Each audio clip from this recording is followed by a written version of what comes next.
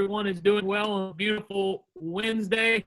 My name is Donald Hovis with the Myrtle Beach Chicora Rotary Club. And welcome to Conversations with Rotary Action People for Wednesday, May 13th. We're delighted to be joined by a special guest today, a past district governor from District 7670 in Western North Carolina. He's here today to talk about all things CART and the CART Fund. Mr. Bill Shillito. Good morning, Bill. Good morning, Donald. How are you this morning? I'm doing great. For those that are tuning in, because we are doing this through Zoom and we're streaming it on our district's Facebook page. If you can, go in the comments of the chat box here on Zoom and tell us where you're watching from and your Rotary Club. And also, if you can hear us on Facebook, please post a comment below the video once again on where you're watching from and your Rotary Club. So, Bill, welcome to District 7770 here in South Carolina. Appreciate your time this morning. I'm excited to hear you talk about all things CART. But before we get into that, how about give us just a little quick synopsis of you and your Rotary career in District 7670? Very good. Thank you, Donald. Thank you, RI District 7770. I know quite a bit about you. I know quite a few of your Rotarians. I've been blessed to know you. I've been blessed to know Roger Ackerman and the great Rotary Club of Sumter, South Carolina, and many other clubs that I've visited with you. I've actually had the opportunity to speak with you at your district conference, and I've been blown away the times I visit with you about the energy and the projects and just the approach that you take on all the things you do for Rotary, and you're just wonderful.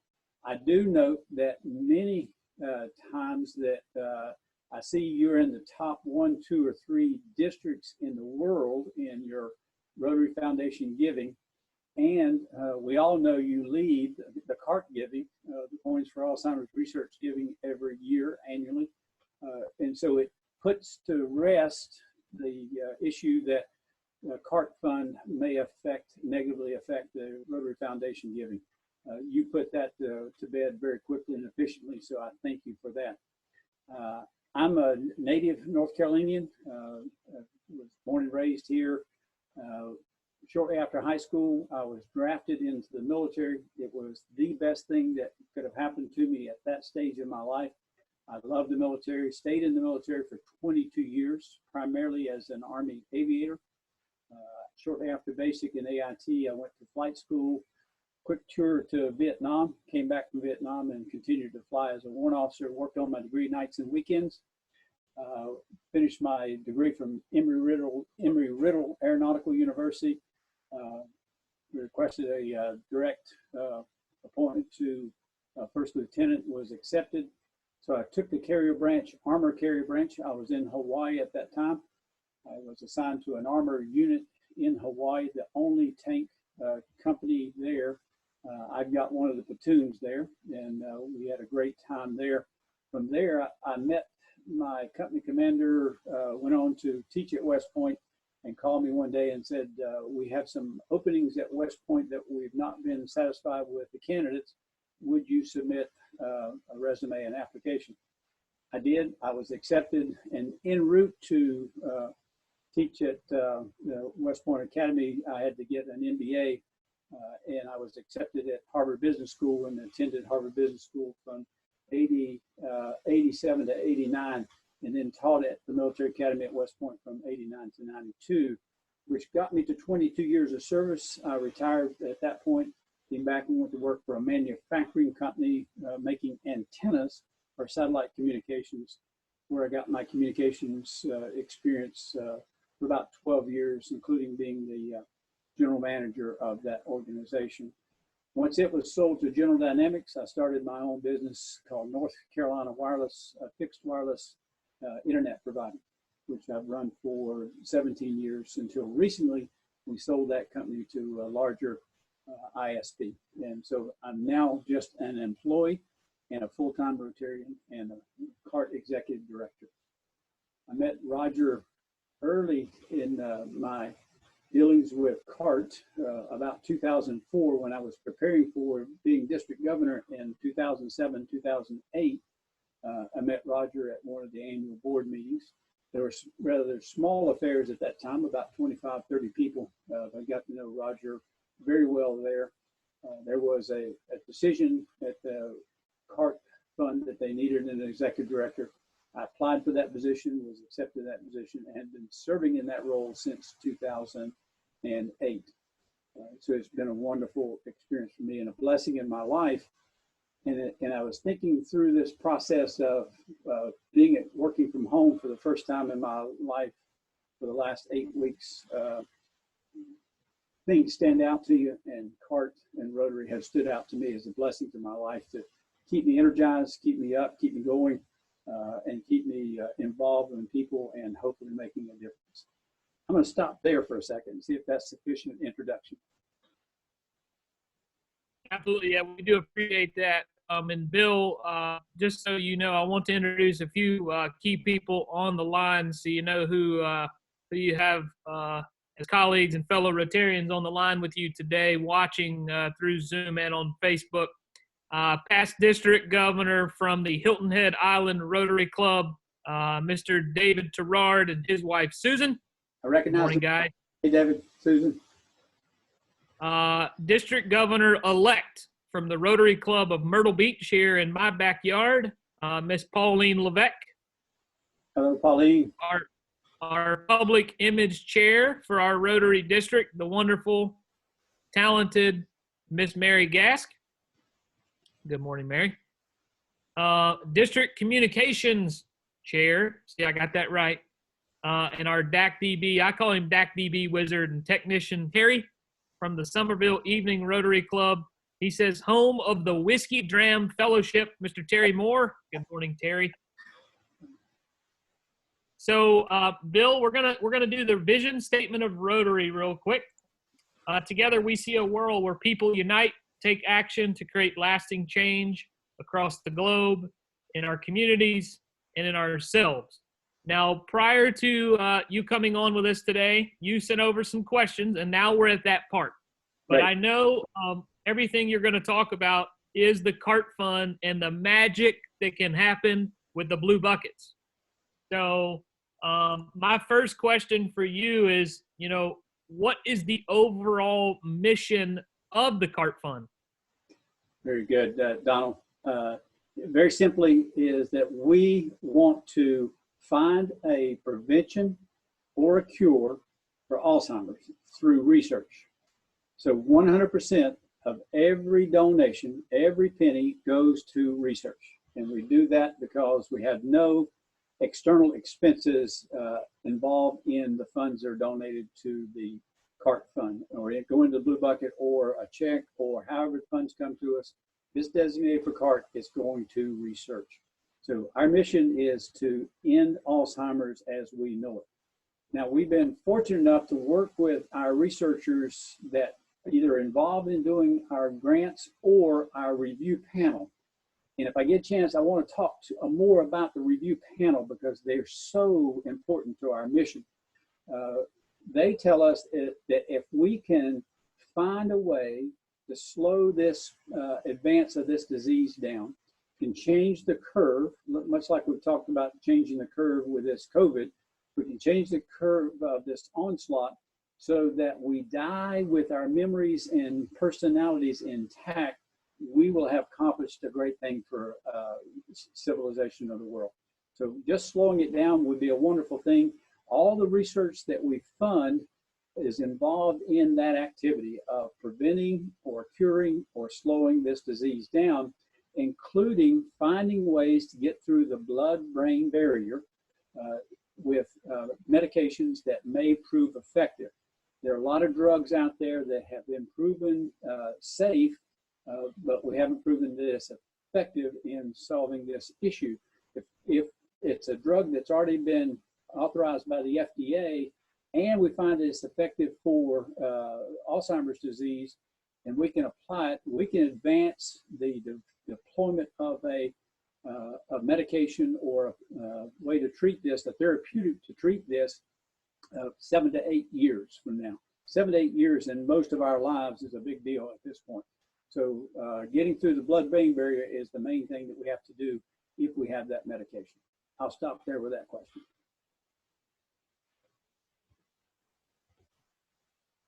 Official Rotary International project? Great question. I get this question quite often. Coins for Alzheimer's Research Trust, the CART Fund, is a separate 501c3. So it's a separate and owned entity. What we say, and I've worked at this with RI directors, in particular the folks who worry about the brand and concentrate on the brand, we can advertise ourselves as the CART Fund, a project of the Rotary Clubs of this.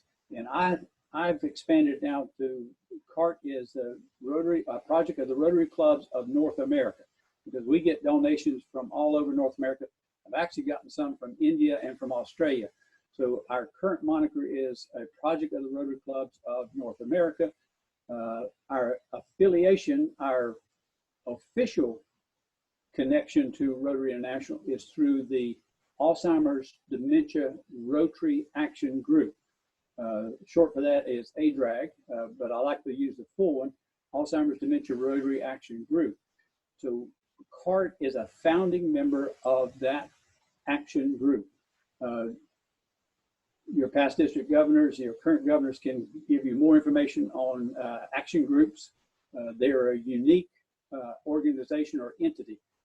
As an action group, the Alzheimer's Dementia Rotary Action Group is fully monitored and vetted by Rotary International. CART is a founding member of that and an ongoing resource partner for the action group. So that's our affiliation and connection with Rotary International.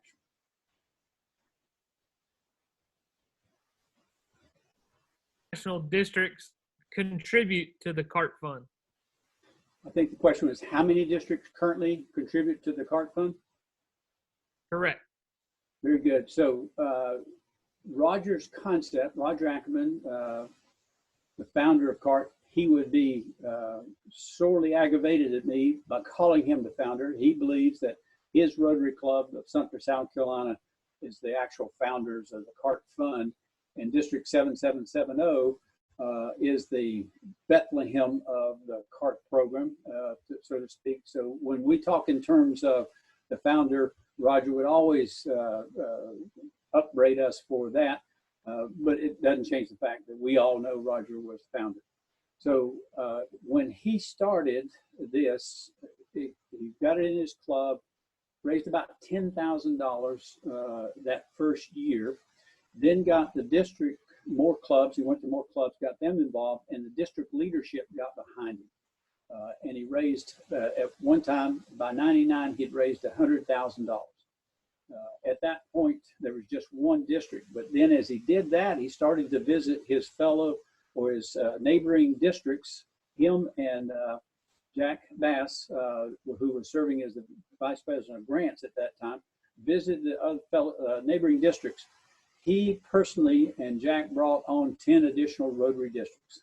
So we operated with those 11 districts, giving most of the funds that are the base of the CART program for the next 5 or 6 years. As I came on board, I told the board of directors then that my mission was to shore up the base, make sure the 11 districts continue to know what CART is and what it's about and why we have the blue buckets on our tables. But my second and as important a mission was to add districts to our CART giving district. So we're a district-centric organization. We need the district support because the districts have the local Rotarians on the ground that can give programs, give updates, stay in touch, and be involved. Every giving district has 2 voting members on the board of directors. It's the CART district, the district CART chairperson, chairman, chairlady. They are a voting member on our board and elect our officers every 2 years. The other voting member is we like to get the district governor nominee involved. And so we make them a voting member in our bylaws unless the district governor appoints someone other than the district governor nominee. So, and we've had a district or two that say, hey, the district governor nominee is not an official officer. We want our district governor to be the voting member, and we, of course, say yes. Since I came on as executive director, we've added an additional 12 Rotary districts. So originally the 6 in North Carolina, the 2 in South Carolina, and the 3 in Georgia were our original 11 CART districts. Since then, we've added all 8 districts in Florida, and we've added 2 in Virginia and 1 in Maryland, Washington, D.C. So those are the additional 12 we've added to a total of 23 CART giving districts. Now, the unique thing about that is all of those districts are currently in zones 33 and 34. So our board has authorized me to continue to make contact with districts outside as long as it doesn't require any travel or expenditure of funds through another organization that we have. So I'm able to continue to try to grow the giving to the CART district. So 23 Rotary districts are now CART giving districts. Long-winded answer to your question, but I thought it was important.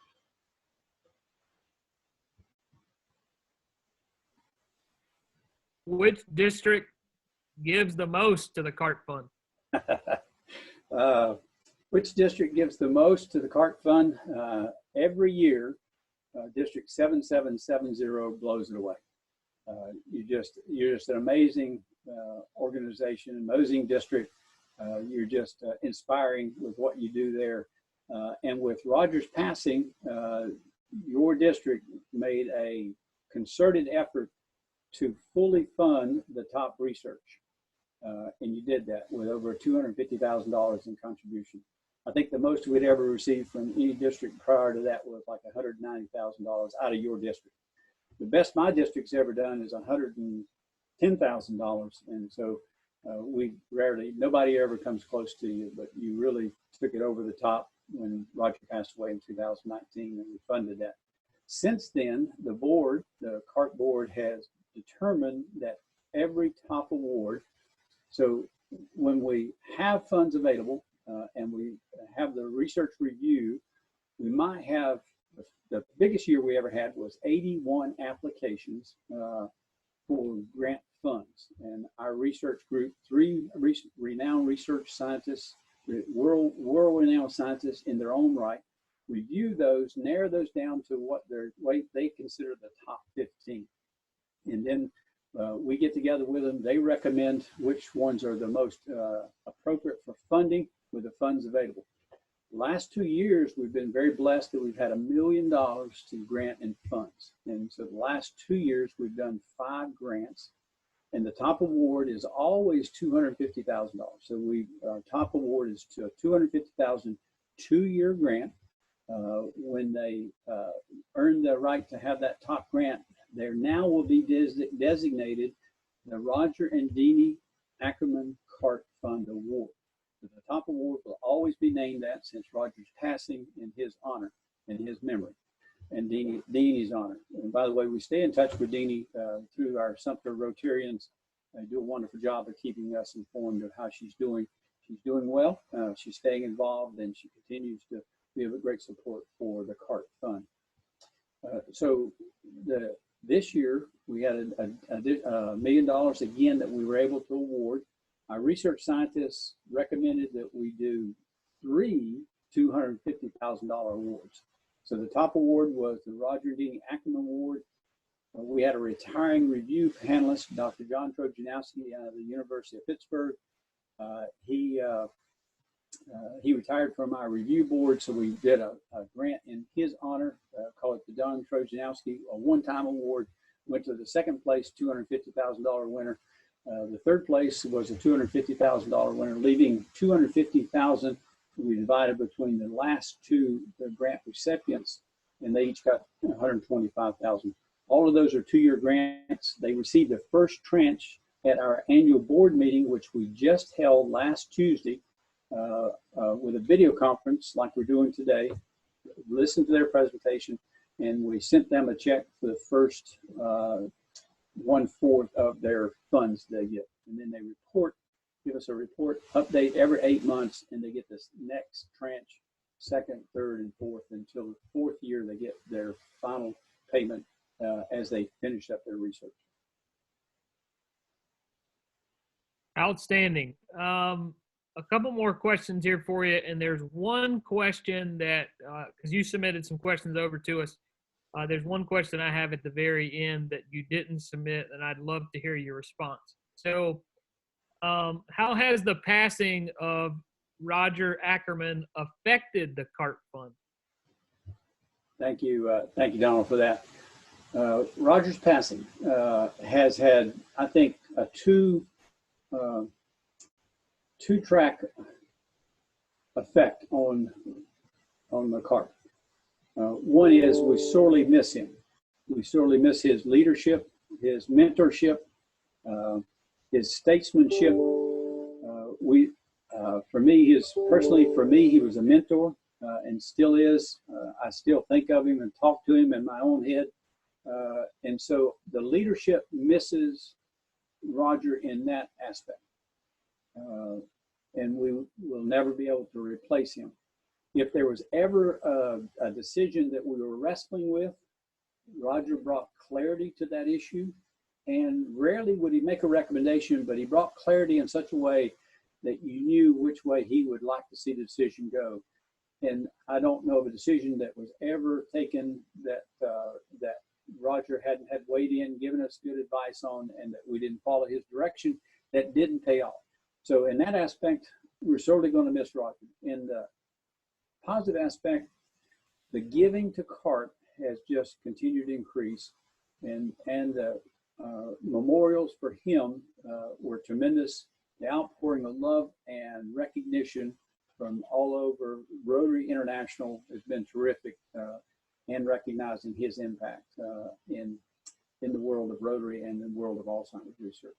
So two effects, one very negative and one very positive.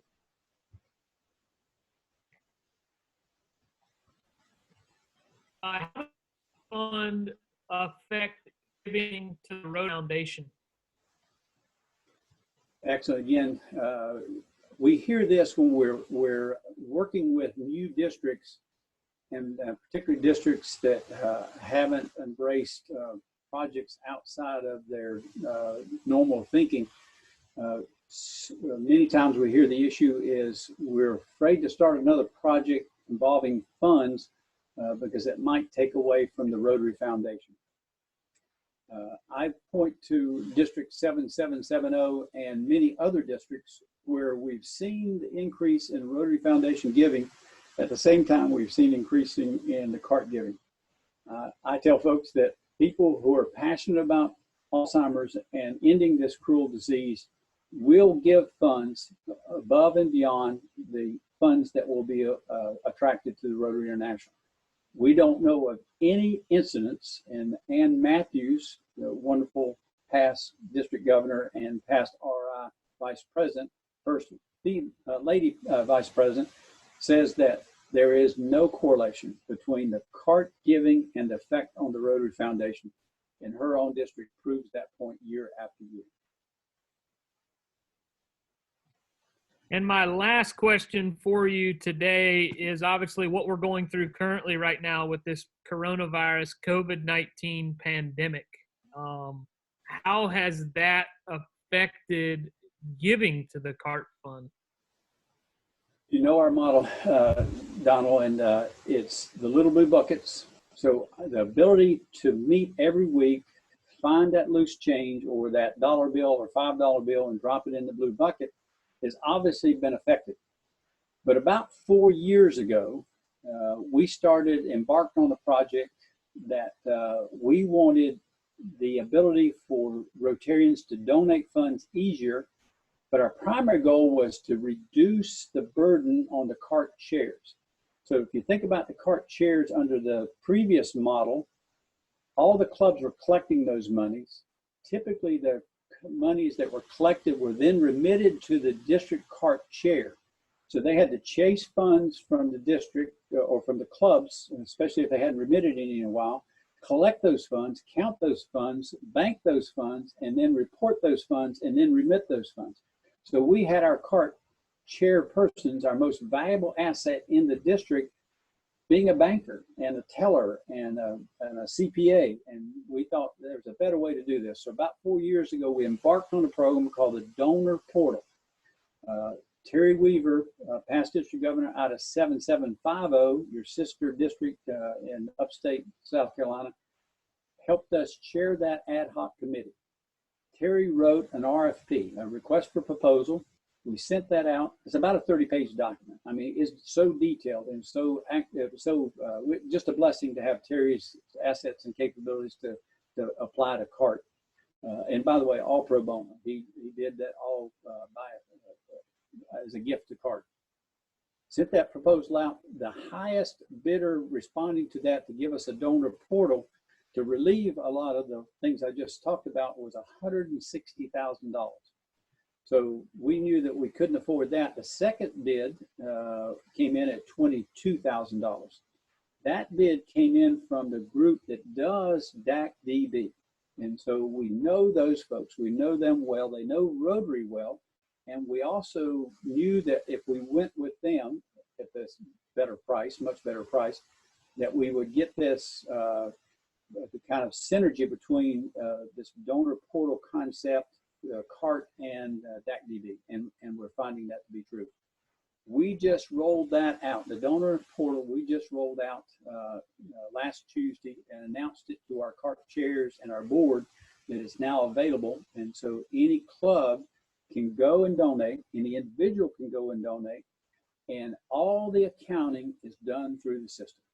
So before the club chair had to keep up with the donations that went in, the district CART chair had to keep up with the donations, and then we tracked the district giving at the national level for CART. All that's been alleviated through this donor portal. So any gift or any donation that comes in will be recorded, recognized, and attributed to the right club, to the right district, and for the right purpose, and it can be rolled up annually. So on the CART website, cartfund.org, there's a donate button, and that button will take you through that process. So it knows exactly who donated the money. So we've been affected by the COVID-19. We'll continue to be affected by that, but I believe we'll find ways to attract funds through this donor portal and through wonderful Rotarians who want to give to this great cause. Long-winded answer to your question again. Sorry. And Bill, we did have one question submitted here by a viewer. I think is actually a really good question. Can a researcher earn more than one award? Excellent question. And the answer is it's rare, but yes, it's very possible. And we encourage them to think in terms. We have to remind them sometimes because they don't think that they're eligible for a second or follow-on award. About 6 years ago, our research review team, three renowned scientists in their own right, Dr. John Trojanowski, Alan Levy from Emory, and Carl Harrop, who was working out of the University of Hong Kong at the time, came to us and said, we've got this brilliant young scientist at the University of Pennsylvania. We don't think he's quite ready for a full grant, but he's put in a really interesting grant request. We recommend you give him $50,000 on a one-year grant. We'll call it a pilot grant, with the idea that he will take that and develop his idea and come back with a more effective resume and more effective application next year. He did that, and the following year, his application won the top award from our three renowned scientists. So yes, researchers are encouraged to follow up with additional grants, and getting them to know that and apply for those has been our challenge, but we welcome it. I will tell you that the institution that has received more grants than any other institution is the institution out of Florida. It's the Mayo Clinic out of Jacksonville, Florida. They received 4 of our awards. It's the most. I will also tell you that Harvard has applied every year starting in 1999. They were the finalists that came up against Emory University for that first $100,000 award. It's the only year we did a $100,000 award because we had more money to give the subsequent years. Harvard and Emory came down to the finalists, and the Emory was selected. The benefit of making that choice is that we now have Dr. Alan Levy, who's been on our review board ever since he finished his research, and we invited him to come on our review board. He's been a wonderful blessing to all of us in his role as a member of that board. So yes, this CART grant recipients can have multiple awards if they request. All right, and we have another question submitted here by a viewer. Do you recommend that each club appoint a chair for CART? Yes, I do, indeed. And here's the benefit of doing that. Having somebody stand up for even 10 or 15 seconds and reminding folks what those little blue buckets are, give a CART moment, and especially if there's a personal story involved there, it just contributes to folks wanting to give and reminding them to give. So a CART chair in every club is really an important ingredient. Your district does it better than any other district. You have a committee. You have a district-wide committee that meets on a regular basis. Know that committee knows who is communicating with the various clubs that are out in their areas and their regions, and keep them informed. Roger used to say the most important thing in CART is to give a Rotary Club an update at least once a year, if not twice a year. Tell them, remind them where we are, what we're doing with the funds, how many researchers funds we've granted, how much money's been raised, and remind them what we're striving to accomplish here. That's the most important thing you can do for the CART giving, is remind clubs what those little blue buckets are for. So a CART chair in every club is an important ingredient. Excellent. Well, thank you again for joining us today. Really appreciate your insight and sharing everything about CART. What I will tell you, Bill, is we're streaming this on our Rotary International District 7770 Facebook page. We encourage you, after this, if you visit our page, we'd love for you to share that out to the District 7670. And those of you watching, we encourage you to share that video, especially on your club page and your personal pages as well. Look at Bill throwing his Rotary hat on there.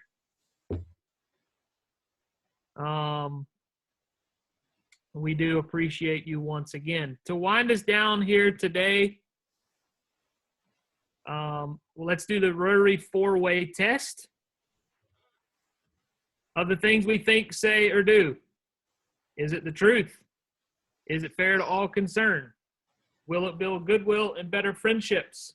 Will it be beneficial to all concerned? Thank you again, Bill. And for those of you joining, we do the Conversations with Rotary Action People segments on Mondays, Wednesdays, and Fridays at 11 o'clock. So we'll see you back on Friday, May 15th at 11 a.m. That's a wrap for Conversations with Rotary Action People for Wednesday, May 13th. Hope everyone has a wonderful day. Get out, enjoy some sunshine. Make today count. We'll see you on Friday. Take care. Thanks, Bill. Good to see you again. Thank you, Dave. Thanks, Bill. Appreciate it very much.